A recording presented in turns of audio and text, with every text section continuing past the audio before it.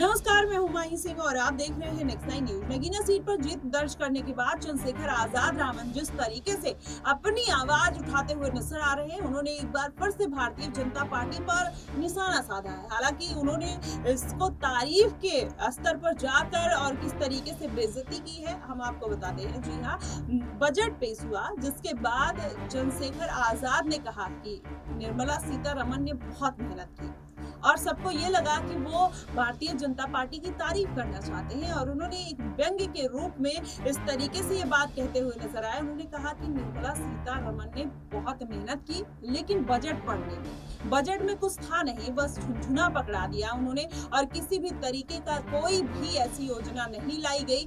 अब इतने सालों में जो बजट में नहीं हुआ था, अब वो इस बार हुआ है। इंटर्नशिप की बात हो रही है, लेकिन रोजगार की बात नहीं हो रही है।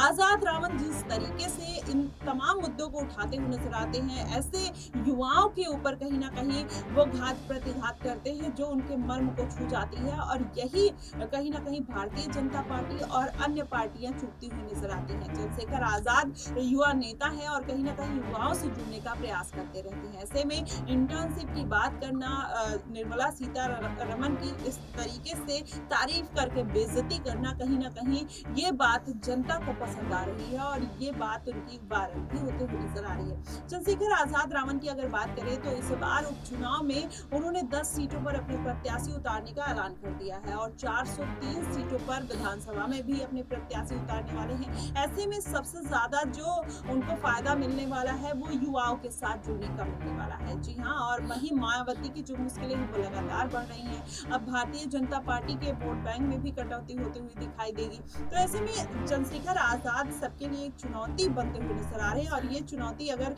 कहीं ना कहीं खड़ी होती है तो जाहिर तौर पर मायावती की जो मुश्किलें हैं वो बढ़ती हुई नजर आएंगी। और इसके साथ ही अब देखा जाए तो भारतीय जनता पार्टी जिस तरीके से कांवड़ के मुद्दों को लेकर घिरती हुई नजर आ रही है, माना यही जा रहा है कि आने वाले दिनों में योगी आदित्यनाथ के लिए चंद्रशेखर आजाद एक बड़ा खतरा बन सकते हैं। क्योंकि अगर ओबीसी वोट बैंक और दलित वोट बैंक की बात की जाए तो आजाद रामन कहीं ना कहीं इन वोट बैंक पर अपना कब्जा साधने का प्रयास कर रहे हैं और वही मायावती जो भारतीय जनता पार्टी को 16 सीटों पर जीत दर्ज कराती हुई नजर आई थी, फायदा पहुंचाते हुए नजर आई थी, अब उनमें कहीं ना कहीं चंद्रशेखर आजाद सेधमारी करते हुए नजर आ सकते हैं। देखना दिलचस्प होगा कि आने वाला जो विधानसभा चुनाव है या इस बार के उपचुनाव अगर चंद्रशेखर आजाद जीत जाते हैं तो जाहिर तौर पर ये पूरी तरीके से कंफर्म हो जाएगा कि चंद्रशेखर आजाद ने मायावती को रिप्लेस कर अपनी जगह बना ली है। देखना दिलचस्प होगा कि क्या वाकई में ऐसा कुछ होगा या फिर मायावती उनके साथ गठबंधन करके अपनी पार्टी को आगे बढ़ते हुए नजर आएंगे। फिलहाल आपको क्या कुछ लगता है, आप हमें कमेंट बॉक्स में जरूर बताइएगा। फिलहाल के लिए बस इतना ही। देश और दुनिया की तमाम खबरों के लिए हमारे साथ बने रहिएगा नेक्स्ट न्यूज।